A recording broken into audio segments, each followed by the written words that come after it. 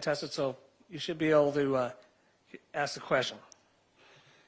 Okay, with that said, we're here today to discuss the arrival of the plane that came from China. It arrived this morning at March Air Force Reserve Base. And I know there's a lot of concern, a lot of questions and anxiety in the community and in the country because of the illness. But the number one message that we have is that we're working together in a collaborative fashion. And I'll introduce some of the speakers for today. Our first speaker will be Dr. Chris Brandon from the CDC, Dr. Cameron Kaiser, Riverside County Public Health Officer, V. Manuel Perez, Chairman of Riverside County Board of Supervisors, and then Supervisor Jeff Hewitt.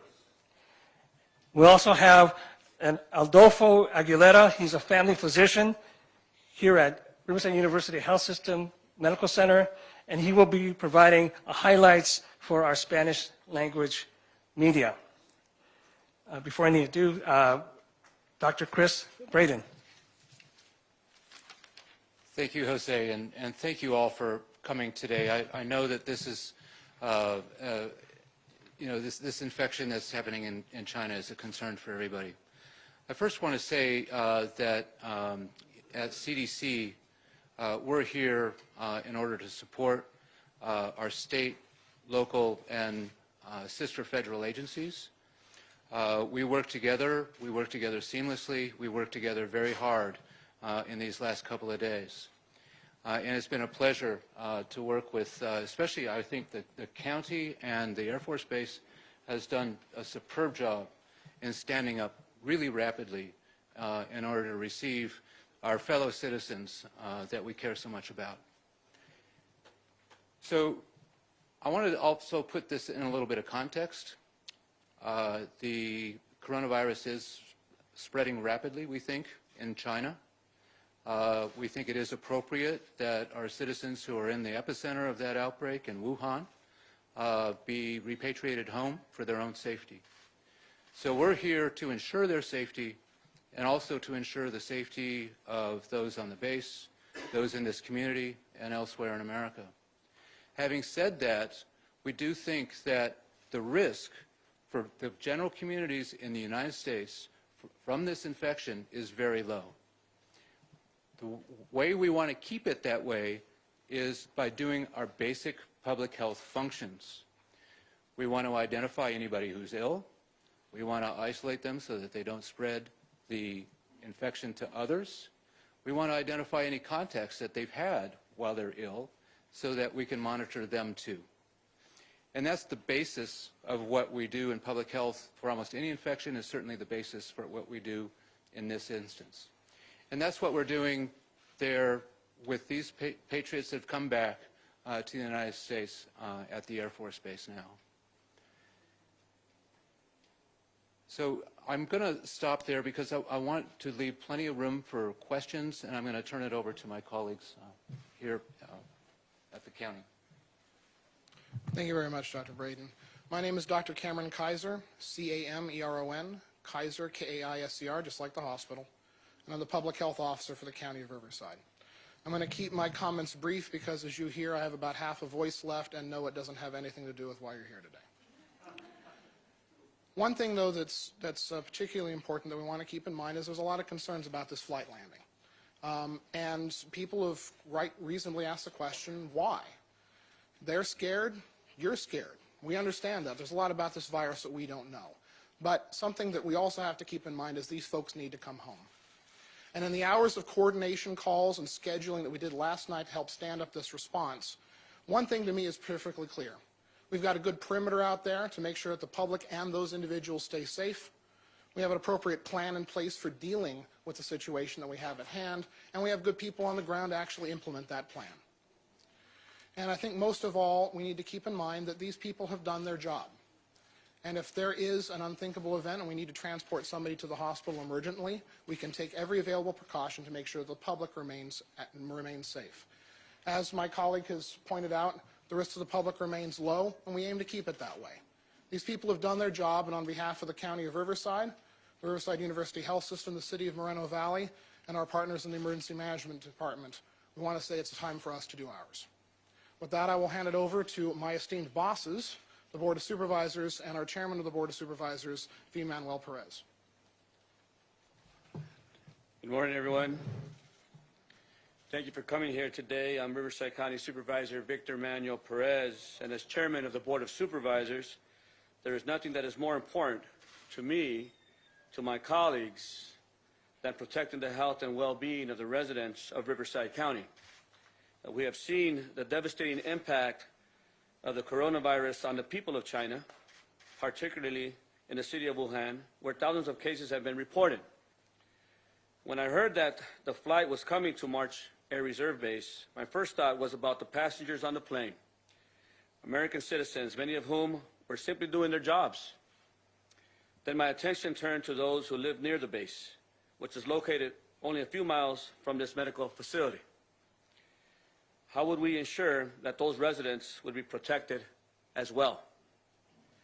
It was at that point I recalled the past collaborative work of our departments like public health and emergency management, which has worked with partners during various incidents.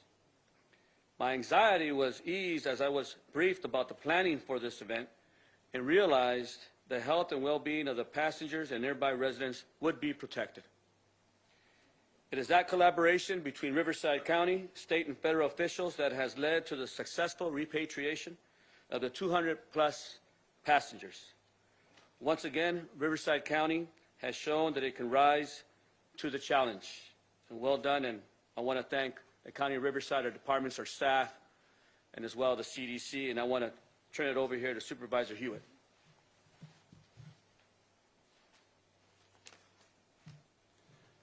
Thank you, Chairman Perez, and thank you for everyone for being here today.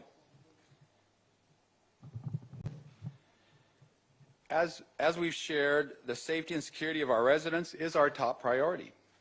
While we realize that many people may be nervous right now, understand that we are committed to your safety and are taking all precautions to ensure both the passengers and our residents are safe. Here in Riverside County, we are proud to have March Air Reserve Base in our backyard, where we have the necessary resources to get this job done. As you can see, this is a very large response that involves many federal, state, and county agencies. And we're proud to have this fight land here, where we can welcome our U.S. citizens back home after a long, arduous flight and make sure they're well before they head back to their homes. Now I'll hand the mic back over to Jose for questions. Thank you. I think, did you want to speak in Spanish too, Mr. Perez? We'll wait to see if that question. Okay. We do have one last speaker who's going to, Dr. Aguilera. Are you ready? Yes, for our Spanish language media, Dr. Adolfo Aguilera, family physician here at Riverside University Health System Medical Center. Buenos días, mi nombre es Adolfo Aguilera y soy un doctor general trabajando para el condado de Riverside. Para resumir los puntos que se han comentado, no sabemos mucho del virus ahorita. Sabemos que mucho de este virus, o la información para el virus no se sabe, pero estamos preparados para la gente que va a venir al condado. Y no nomás eso, pero estamos preparados y entendemos que ustedes están asustados, pero tenemos el personal y la capacidad de lidiar en este momento. Gracias.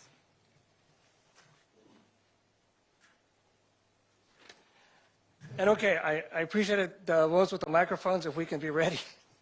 And I please indulge me on this because it's, it would make it, we like to have all the questions answered and understood. Tony. Yeah, I have a general question for anyone who can answer it. Why was the plane diverted at the last second or last minute from Ontario International to the military base? Yeah, thank you for that question. And this has been a rapidly changing situation and the way that we handle it. And the decisions, frankly, have been made at a high level in government.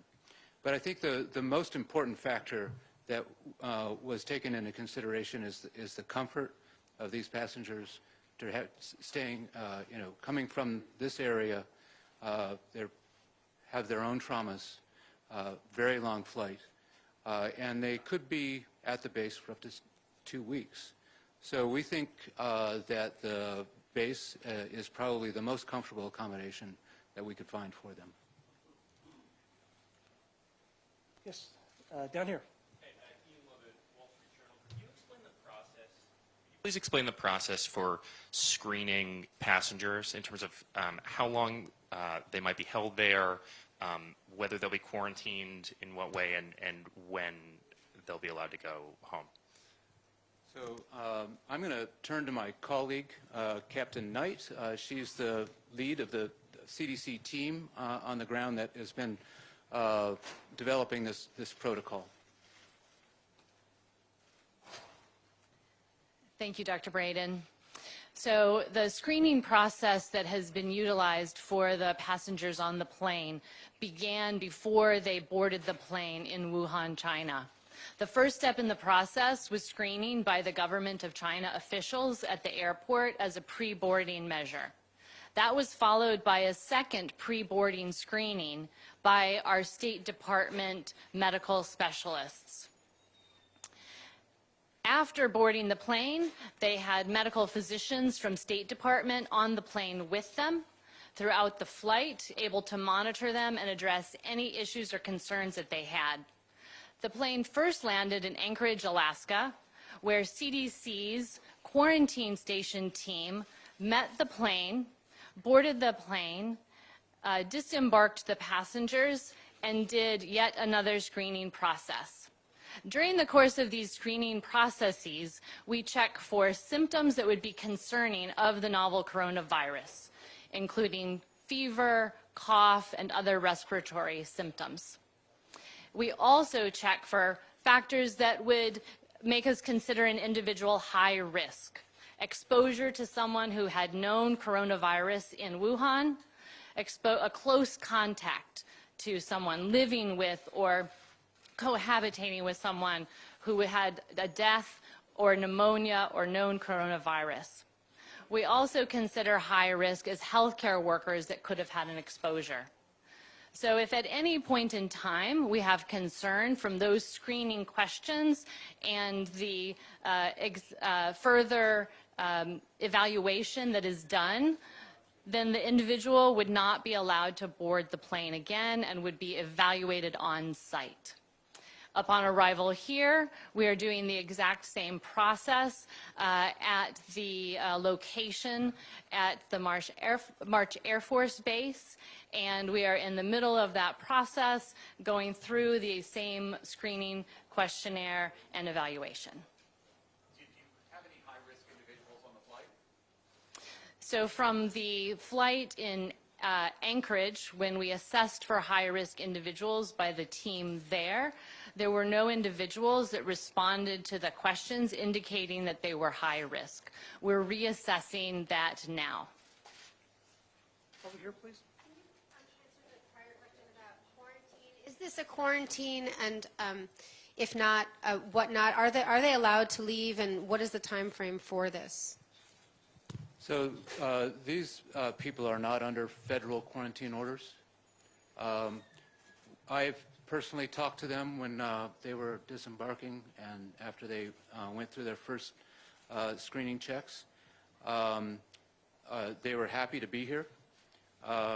They were very much cooperative with the questions, and also when I talked to them about their willingness to stay to be fully evaluated over 3 days or so, all those that I talked to were very willing to do that. They wanted to know their own status. They wanted to know the status of their children. They wanted to protect their family. They wanted to protect others. And so, these are obviously all American citizens, many of them who work for the State Department in the counselor's office.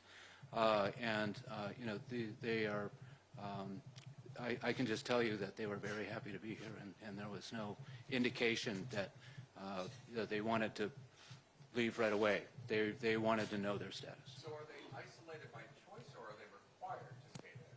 So what we're going to do, this goes back to the basics of public health. We are going to monitor them for the full extent of their incubation period.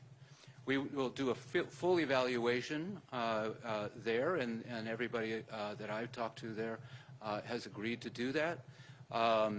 If they were thereafter want to go on to their home state and hometown, we will pass on the information to the public health officials in that jurisdiction so that they can be actively monitored there for the remainder of their incubation period. Originally, 240 people were supposed to be on board the flight, but that number was down to 201. Why was that the case? So in Wuhan, there were the original manifest was, as you say, higher than the number of people who got on the plane. Number of people did not have the right documentation in order to be able to enter the United States. Some of them didn't show up for the flight, and our information is that there was one person who had fever who was not allowed to board. So, Stephanie Gilman, my question is, you said that they're going to be staying for a period of 3 days before the full incubation period. What exactly is that full incubation period? Because I think Yeah. that's something that people are So, right. So we think that we can do the full evaluation in 3 days.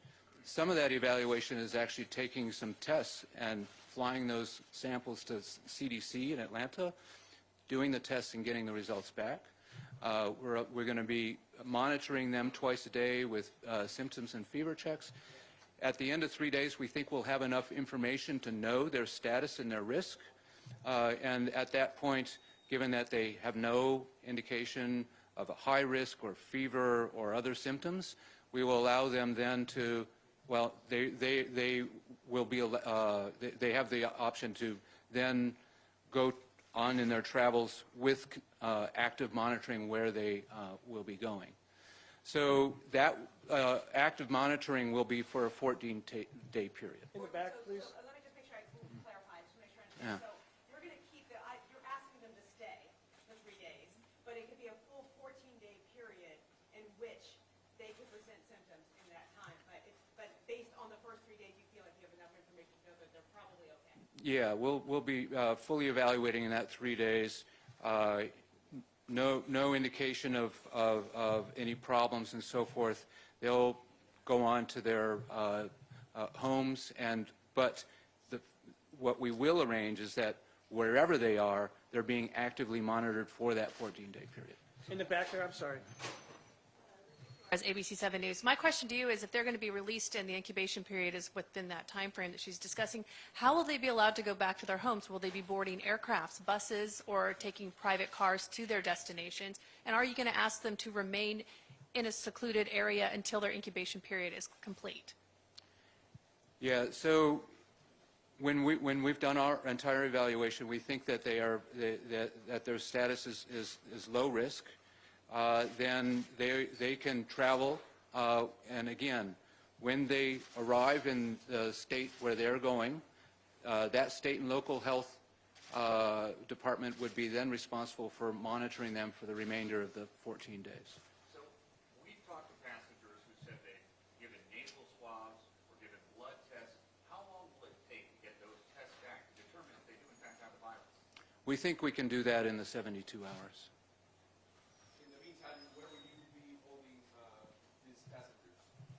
So they're all going to be at the Air Force Base within the accommodation that's been identified for them. I must say that some of them may choose to leave after 72 hours. Some of them may choose to stay for their entire 14-day period of incubation, and the base is ready to accommodate that. Colin and Hoggy Dickerson, can you tell us anything about the people? Are they all government workers? Are they tourists? And like, what part of the country are they from? Yeah, American citizens. This plane was chartered in order to evacuate Department of State personnel working at the consulate in Wuhan, and because it's a large plane, other citizens could also be evacuated.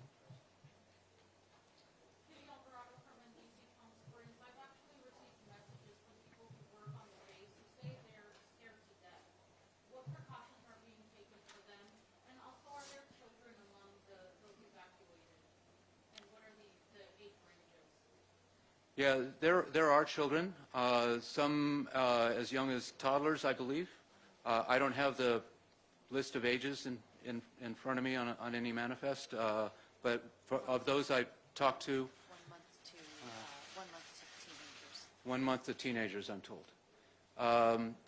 So there are family units coming back, as we would expect. And your other question was? About the employees on the base. Oh. Who are going to have to take care of. Yeah. So one thing that was made very clear with the base commander was that there was to be no interaction between those people who are on the base, who work there, who are in the military, and these passengers. There is a cordon that is there that we have established for the passengers. There are federal marshals there to keep everybody safe. And also on your own website, a lot of the words say, we believe, it's thought to. You don't even know the incubation period fully or Yeah. how it spreads. Why isn't it a mandatory quarantine there for those people who come from a region that's known Yeah. to be highly infected with the disease? So you bring up a good point, and let me just say that we know about coronaviruses that have been identified in the past. Many of them are responsible for the common cold and are common. Some of them have emerged that we didn't know about before in the past couple of decades that are more severe. So SARS is a coronavirus, and of course you know that it was discovered and emerged in China again in the early 2000s. And then subsequently MERS, the Middle East respiratory syndrome virus, is a coronavirus. And so we have another novel coronavirus at that point that has gone on to cause severe illness in people. This virus is, again, new and novel. We didn't know about it infecting people before, but it is a coronavirus. We can extrapolate some from what we know about the other coronaviruses, including SARS and MERS, but we don't know a lot about this virus, about the severity of the illness, because we think probably many of the cases that were identified early were among severe illnesses, and so the severe proportion and the deaths may be high early on. We need to understand more about milder illnesses or even asymptomatic illnesses. In addition, we need to know more about when people become infectious. So those are things that we don't know. What we want to do is apply the public health principles that we know work. We've done that for Ebola. We've done that for SARS. We've done that for MERS. We've basically, those public health principles, those public health actions have stopped those outbreaks. There's no reason to believe it won't stop this one. Tom, from News Channel 3 Palm Springs, is it possible that there are people on board that are carrying the virus and to have that go undetected until they reach their final destination? And the second part of the question is, for people here on the ground, what would you tell us and others who might be concerned with what they can do to protect themselves and their families? Right. So the reason why we want to do active monitoring for 14 days is in order to be able to determine if they may become ill at some time during that period of time. And then we can isolate those people so that they don't infect others. That's the basic public health premise of our actions. And that's what we intend to do for the entire 14 days, no matter where they are. And your other question was? For those on the ground here Yeah. and across the country who might be concerned about picking up the virus from those who just arrived this morning, Right. what do you say to those folks in order to protect themselves or any precautions being taken? Yeah, again, I would emphasize, we have 5 confirmed cases in the United States. All of them were identified very early in their illness. They were isolated very early in their illness. We've identified the contacts for those people and are monitoring them. That's the basics I've been talking about. There's no indication that we have any transmission ongoing from those cases, and therefore The risk for people in the United States, we believe, is low. Yes, over here. Jorge Miramontes, Telemundo. Thank you. I hold it if you don't mind. Medical experts mentioned that the symptoms of the virus comes up after 2 weeks of infected. Why not keep it at 2 weeks in order for the whole state or country to be safe? So again, these people will be monitored for the entire 2 weeks of their illness. We will have the intensive assessment for these first 72 hours to make sure that nobody is ill now. That's what that is what we are doing at this point. They're all undergoing extensive evaluation. So they'll be monitored for sure for 2 weeks, but not necessarily here. Correct. So what happens if somebody turns up positive? Is everybody on that plane now going to have to be treated? So if somebody turns up positive, it depends on when their symptoms start, okay? And our whole evaluation of when the infection, could have been spread. We've been monitoring them all along the way. That evaluation we will do. It is possible if there is somebody who we think may have been infectious even on this flight, then we will take that into consideration as a contact for the rest of the people that are there. And will they end up in this hospital? Where do they go? No, just because you're a contact doesn't mean you end up in the hospital. What if you have it? Are you going to end up here? Yeah, so if somebody, any of these patients become ill, then we have a whole protocol that's worked out whereby they are transferred to this facility for further evaluation. Some of the symptoms, it's not going to show like within 2 weeks, and you mentioned that you're going to monitor that, but can you give some more details about how monitor that? Because everyone, they have their daily activities and daily life, and how you monitor that every time that when they have the symptoms on. Yeah. So obviously when they're here, they're being, they're not mixing with other people in the community, whether they be on the base or otherwise. And so while we do this evaluation to make sure that none of them are actively infected, then, they're in a safe environment as far as the community is concerned, okay? When we talk about active monitoring, into the future and even when they leave and they go to their home state, usually that consists of at least once, often twice a day, for somebody from public health reaching out to say, do you have any of these symptoms? Tell me your temperature or I'm going to take your temperature. So twice a day, you're going to pick up something very early if somebody becomes ill. Excuse me, we're back here. Greetings. I have a two-part question. Number one, there's rumors that are going around that this was a weaponized virus in the laboratory in Wuhan, and as everybody's still trying to figure out, why isn't this a federal mandatory quarantine? So let me just talk about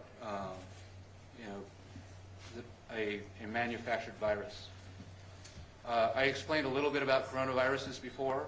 We know about coronaviruses. They are around us. The ones that cause common colds are common, and we've known of ones that were novel at the time and cause severe disease. These viruses are not, as a family, are not new to us.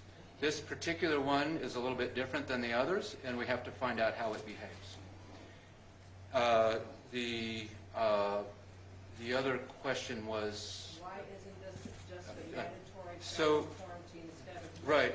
So what we do is we try and balance how to protect these people, how to respect their rights, how to be as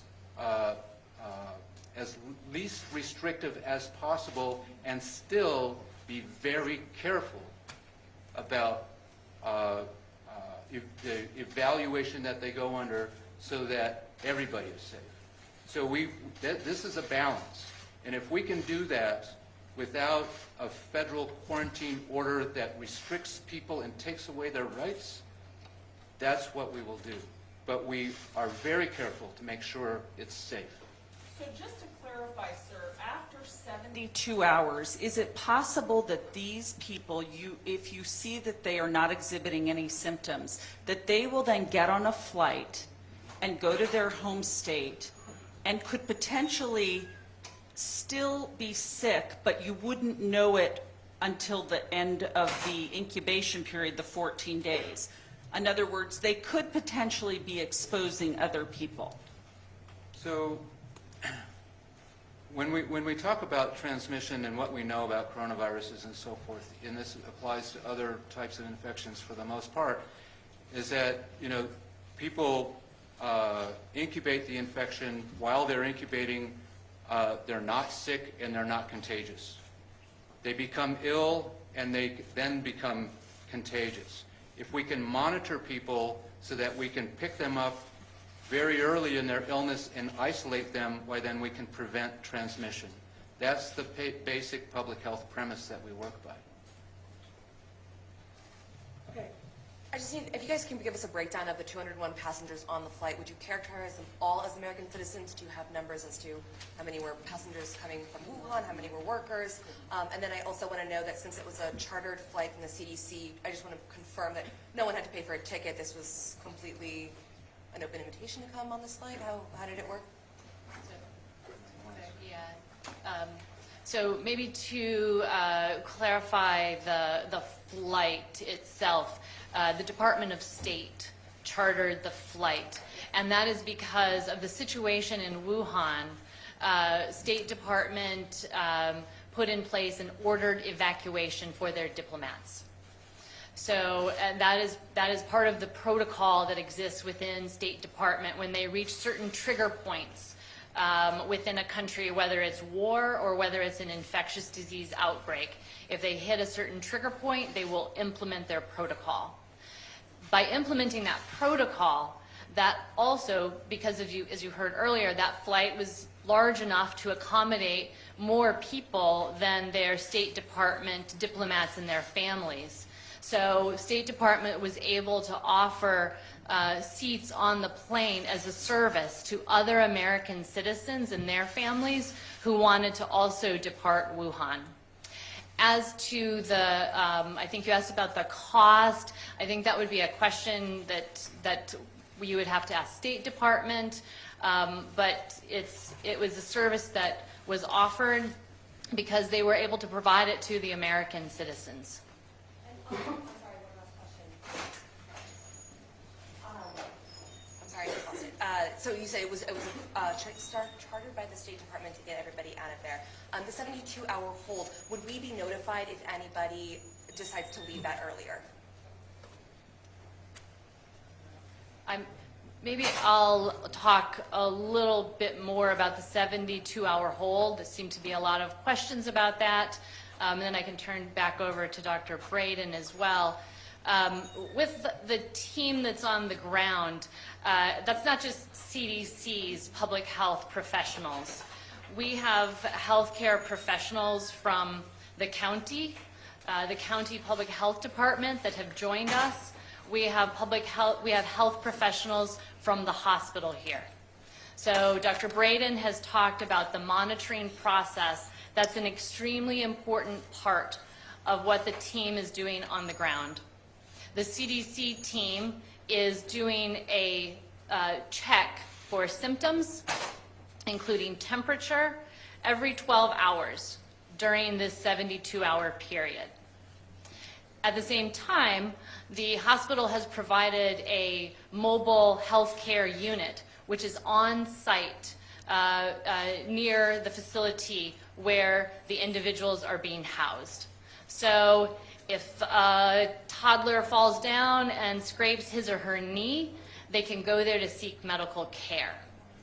If someone develops a fever during the middle of the night and it's in between their 12-hour temperature checks, they have a number to call for the physician that is on site during the night to come and evaluate them. So it's truly a collaboration across the span of public health professionals and clinical health professionals from the federal to the state to the county and the hospital level.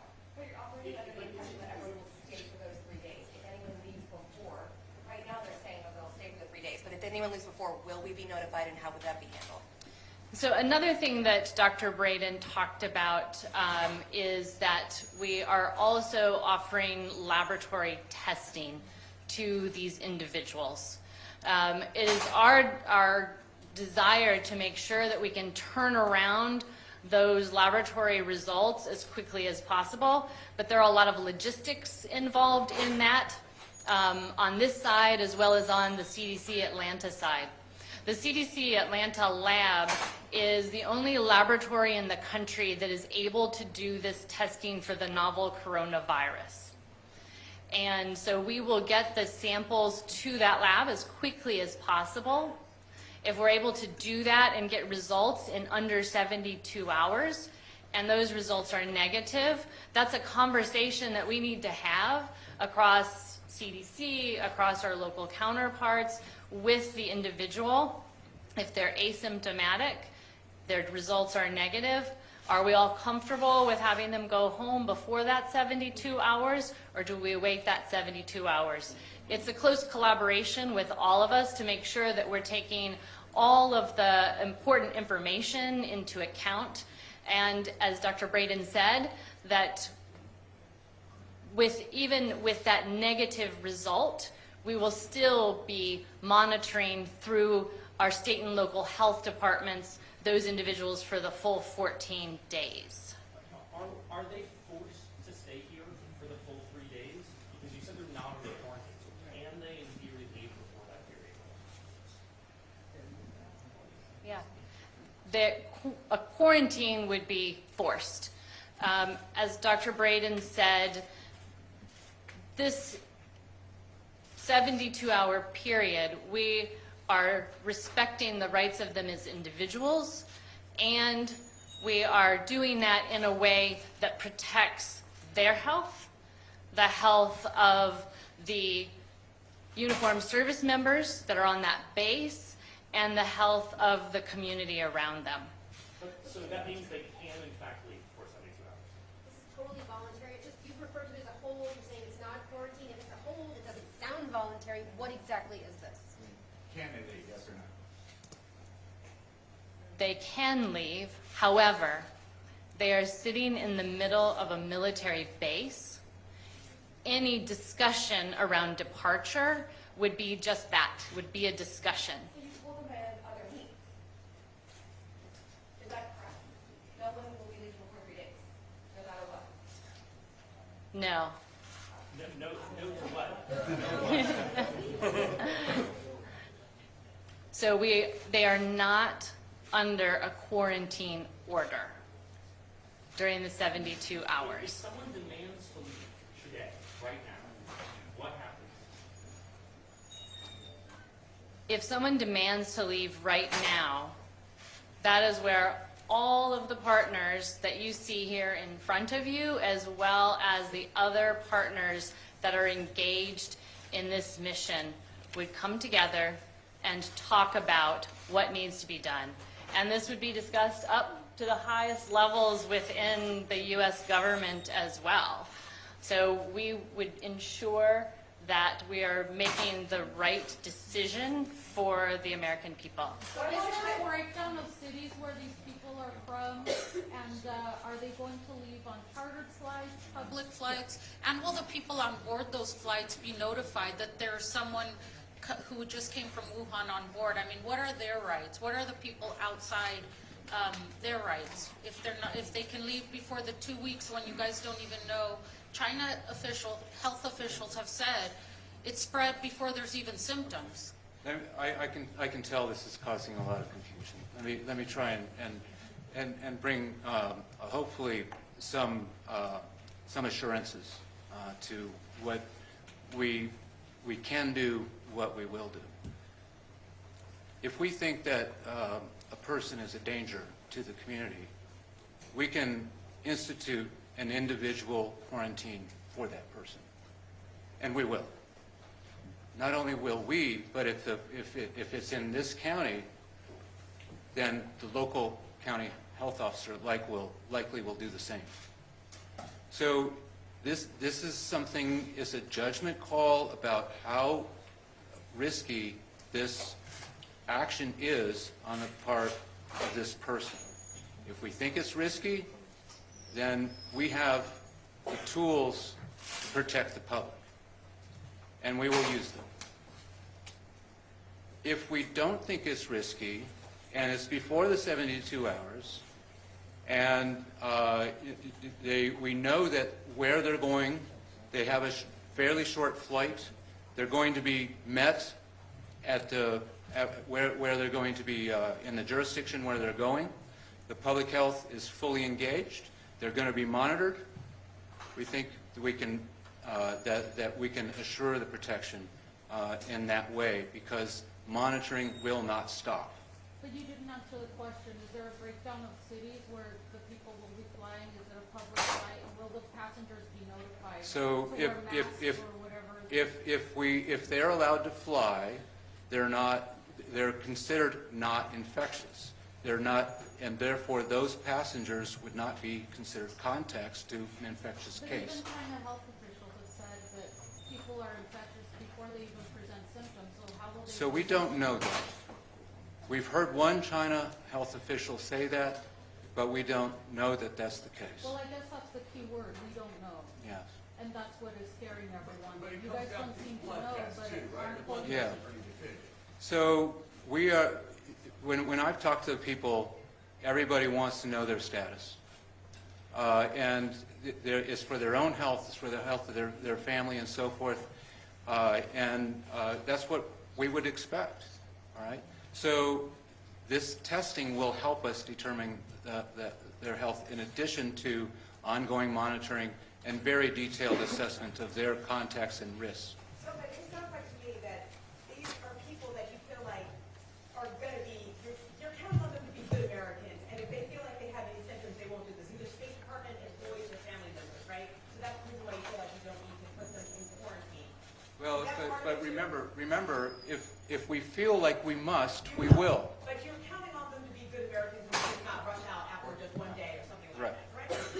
And then also my next question is, how do you treat this coronavirus, this novel one? Is it different than you would treat a cold or a flu? Is it something that you have to do special other than the way you would normally, handle it? So I'll put on my physician hat. Yes, Dr. So unlike flu, for instance, there's no vaccine for this virus, and we don't know of therapeutics that work, although that's something that we need to test. So some of the tools that we have in order to treat people we don't have for this virus at this point. I can tell you that many people are working hard at that right now. What we can do is we can support people in the normal way that we would to make sure that they're oxygenating properly, that their blood pressure is supported, and so forth, so that they can heal themselves. And in most instances, actually, people don't even actually require hospitalization. We've seen a lot of mild illnesses. For those that are severe illnesses, we can support them. Unfortunately, we've had 132 deaths around the world at this point. As a physician, are you more concerned about this or the flu? Depends on the flu. There are more flus that are more scary than this one. Dr. Braden, my question is to the CDC is, obviously this is Wuhan. If this virus starts to grow in China, obviously there are other American personnel there. Does the CDC have plans in place to do similar evacuations of personnel in other consulate or embassies in China? I would have to defer that question to the State Department. Okay. Listen, thank you very much. Some of the participants up here will be available for stand-ups if they're needed. I did want to point out, I know there's a lot of anxiety out there. We have created a public line for the public if it's interested in talking to somebody about information about it. 951-358-5134. That's a line for the public to call if they have any questions about the coronavirus. Thank you very much.